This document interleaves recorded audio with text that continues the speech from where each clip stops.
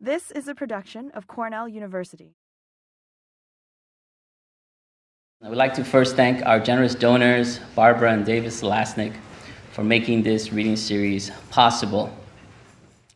My name is Ernesto, and I believe that whether we are talking about Shelley's lonely monster, who wanted nothing more than to have a bride, or whether we are talking about Hyland's stranger from Mars, who wanted nothing more than friendship and acceptance, to Clark's computer, who wanted to know the answer to the questions that we all want to know, which is, when we die, will we dream? Regardless of our technological advances, good literature is basically asking what it is to be human. The feminist fantastic of Karen Fowler continues this tradition. It challenges the establishment on many issues, especially gender roles. As one reviewer put it, her girls just want to have fun, meaning they want to make trouble. In one of her short stories, which I found very fascinating, called The Science of Herself, there was a scene where a girl finds a dead body. The main character, Mary, who is a paleontologist during the Victorian era, when it was all male, and she challenges Darwin and Wallace, but the scene took me somewhere else. Even though the scene was very beautiful, it says, what she found was the body of a woman lying with her face to the sky, her long hair tangled with seaweed, her eyes open and milky, her sodden clothes were beautiful. The scene took me to Joyce, and it took me to Bloom, seeing the imprint in the bed of his wife and her lover, and talking about that famous phrase of his, the apathy of the stars. And I thought, if it is true that the universe does not care, then what do I do with one of my heroes' famous saying, which was Carl Sagan at the end of Cosmos, where he says that we owe it to the cosmos, so vast and rich from which we sprung, to look for answers. Should we continue to look for answers to a universe that is indifferent? That is the power of good literature. It is the power of good writers. Karen Fowler challenges us to sort of change our views or to look at things differently. Karen Fowler might be a New York Times bestseller. She might be a PEN/Faulkner Award winner, a Nebula Award winner, all these accolades, but she's still as subversive and as troublemaking as ever. She is still having fun. And so, joining Kafka's guilt-ridden insect, Woolf's 400-year-old gender-bender hero-heroine, with her own distinctive characters who are still challenging us, it is our pleasure to introduce our visiting writer as well as assistant professor, Karen Fowler.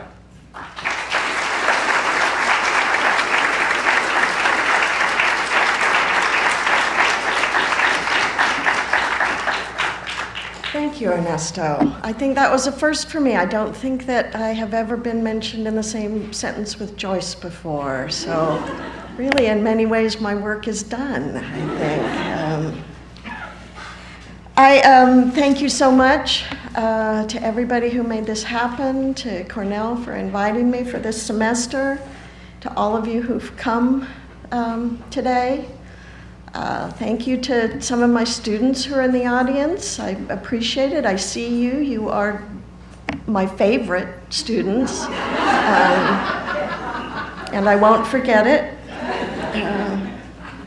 I'm going to read you a section from my most recent novel, We Are All Completely Beside Ourselves, and has to start with a little bit of an explanation and apology. It's a family scene that I'm going to read. It's a memory that my protagonist is having of being young and being with her family.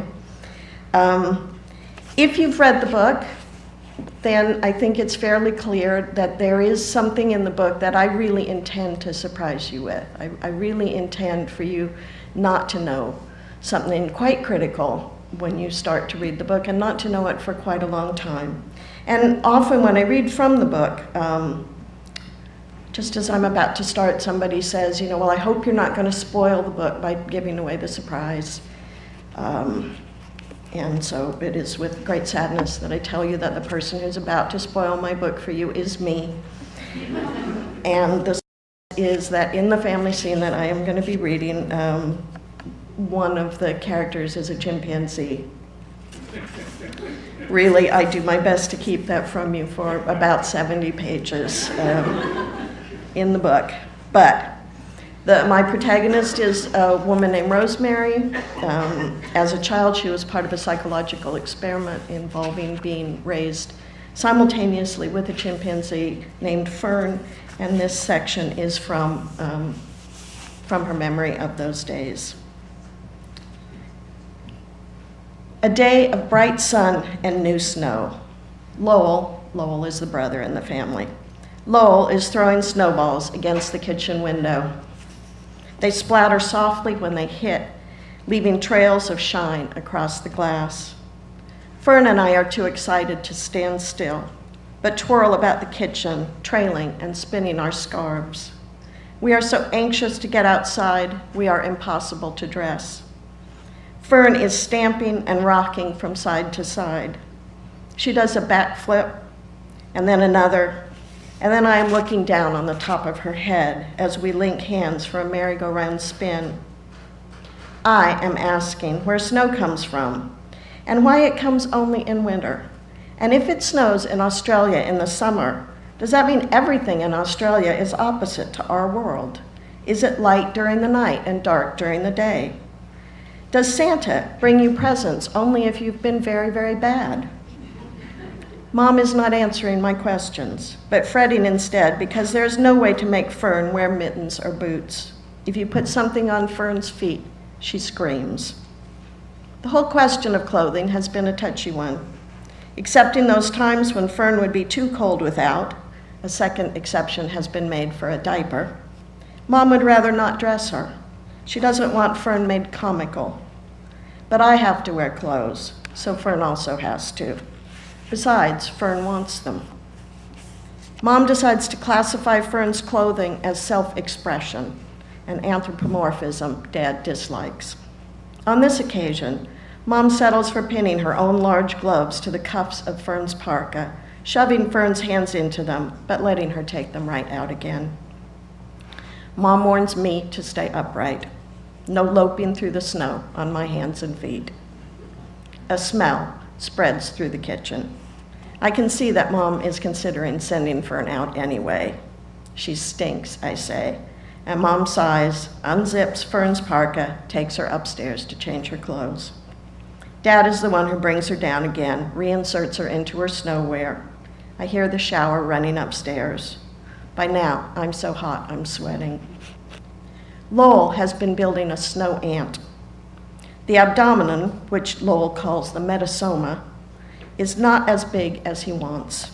He wants a giant mutant snow ant, as tall as he is, but the snow is so sticky, it's already iced into place. When Fern and I finally burst out into the snow globe world of the farmhouse yard, we find him trying to dislodge it, keep it rolling. We hop about him as he struggles. Fern swings up into the little mulberry tree above us. There is snow on the branches. Some of it she eats, some of it she shakes down our necks until Lowell tells her to cut it out.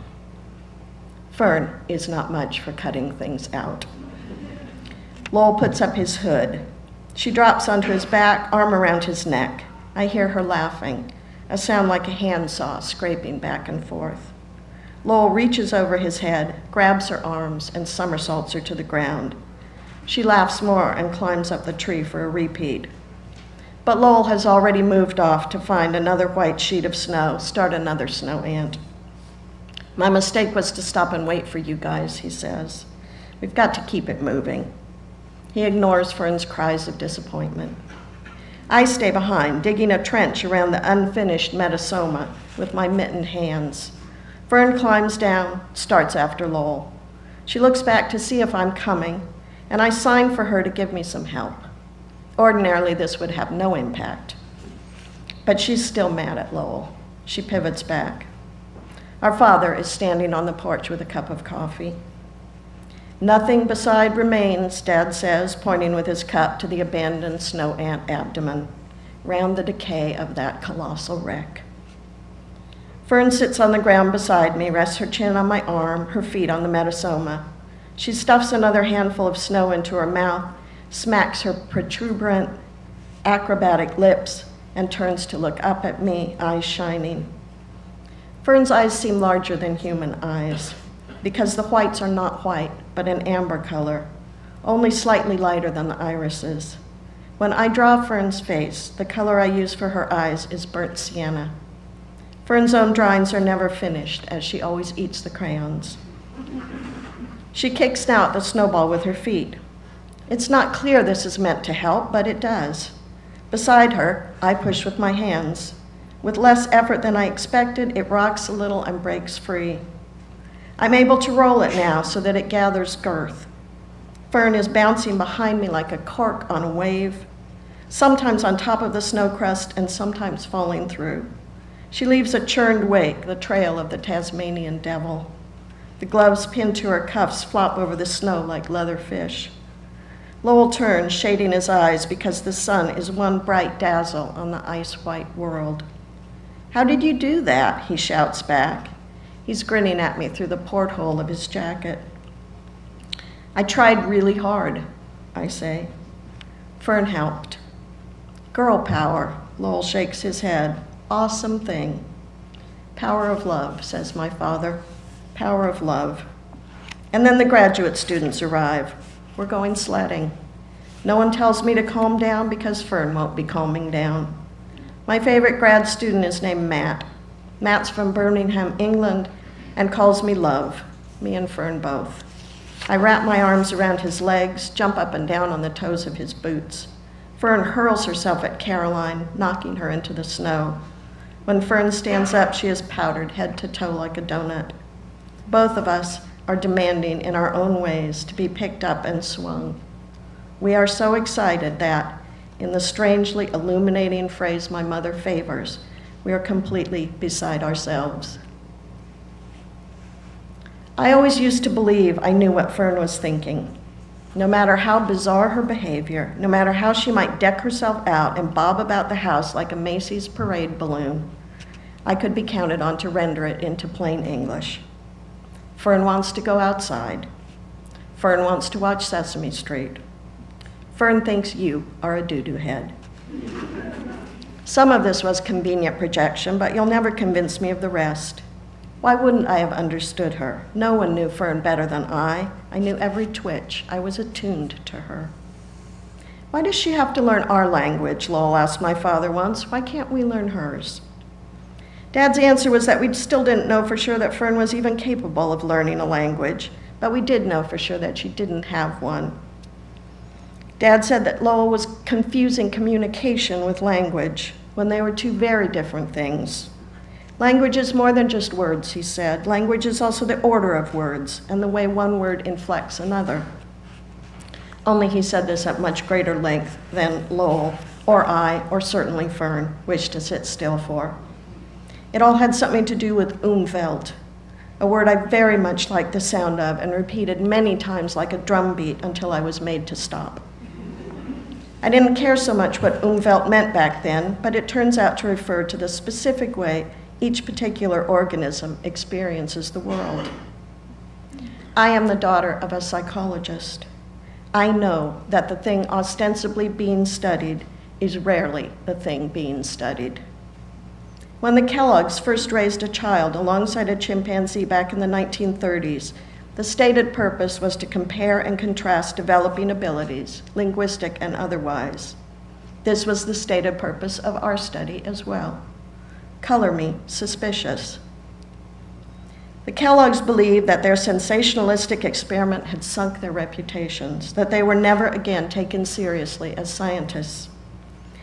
And if I know this now, our ambitious father surely knew it then. So what was the goal of the Fern-Rosemary-Fern study before it came to its premature and calamitous end? I'm still not sure. But it seems to me that much of the interesting data is mine.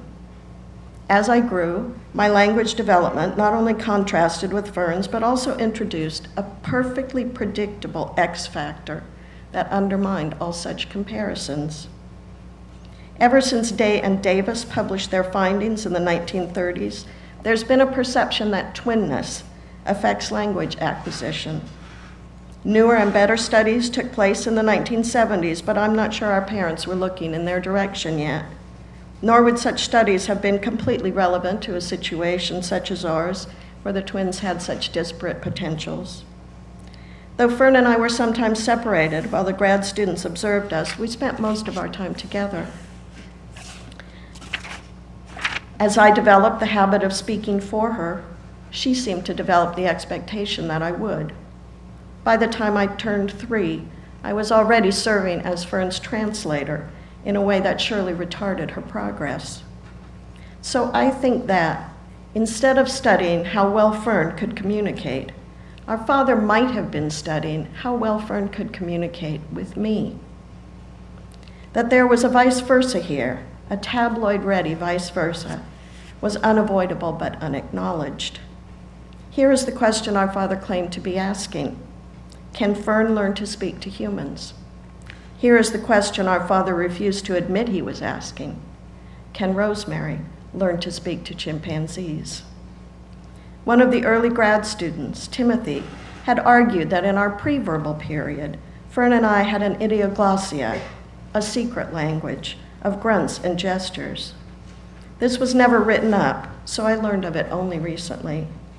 Dad had found his evidence thin, unscientific, and frankly, whimsical. Thank you.